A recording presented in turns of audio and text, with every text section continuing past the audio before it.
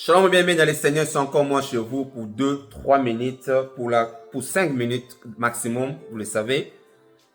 Je bénis les Seigneurs parce que nous sommes déjà au mois de décembre, fin de l'année 2024. Que le Seigneur vous donne la force, l'amour, la joie, le succès pour bien clôturer l'année. Notre petit thème, nous serons vomis un jour. Je lis la parole de Dieu dans le livre d'Apocalypse chapitre 3, le verset 16. Ainsi, parce que tu es tiède et que tu n'es ni froid ni bouillant, je te vomirai de ma bouche. Ici, l'ange a écrit à l'église de Laodicée.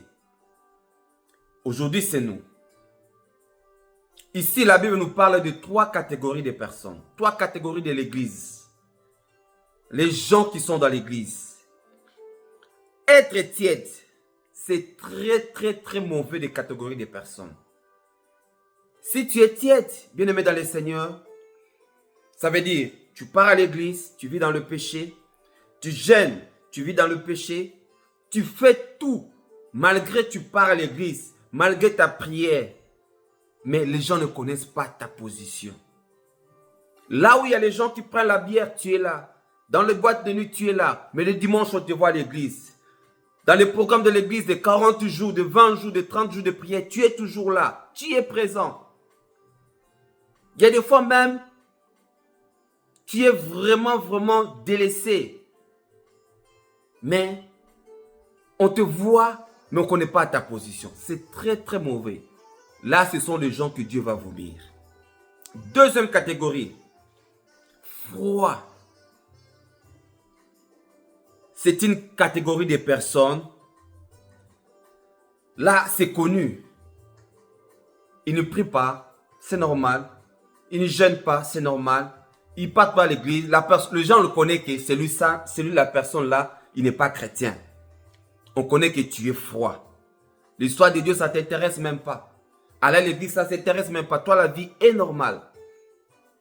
Là, il faut te repentir, bien-aimé dans le Seigneur. Reviens à Jésus, viens à Jésus. Jésus va changer ta vie. 3. Brillant. Ça, ce sont des vrais chrétiens. C'est une bonne catégorie de personnes que nous souhaitons tous être des brillants.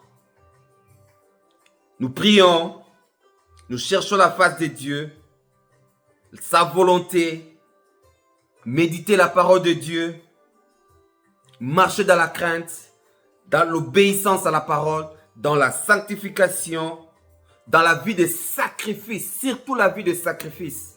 Un bon chrétien, tu dois être un bon intercesseur, un bon sacrificateur. Toi, dans tes pensées, Dieu en première position. Tu cherches toujours à être chaud dans la présence de Dieu. Que cette lumière-là du Saint-Esprit ne s'éteigne pas. Tu préserves ta lampe. Tu es toujours chaud dans l'œuvre de Dieu. Tout ce qu'on demande de faire pour Dieu, tu le fais parce que tu écoutes le Saint-Esprit. Tu écoutes la voix de Dieu. Ça, c'est les catégories que Dieu aime. Les vrais adorateurs, le vrai intercesseur, celui qui adore Dieu en esprit et en vérité. C'est la catégorie des gens que Dieu a besoin pour être sauvés.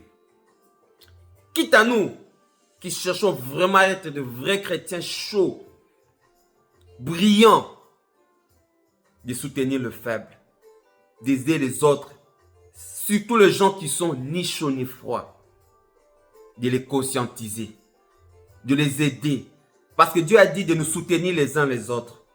Cet amour que nous avons en nous, partageons aussi aux autres, d'aider les autres, de chercher à devenir chauds.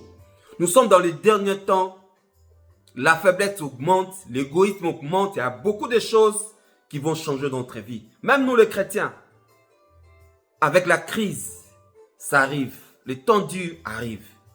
Voilà ce que j'avais à partager avec vous, bien-aimés dans le Seigneur. Cherchons à être brillants et chauds. Ne soyons pas tièdes, sinon Dieu va nous vomir. Il va nous rejeter. Nous serons les chrétiens des serviteurs à laquelle Dieu va dire à la fin, je t'ai jamais connu. Parce que nous voulons faire notre propre volonté. Faisons la volonté de Dieu et Dieu va nous aider à être chauds.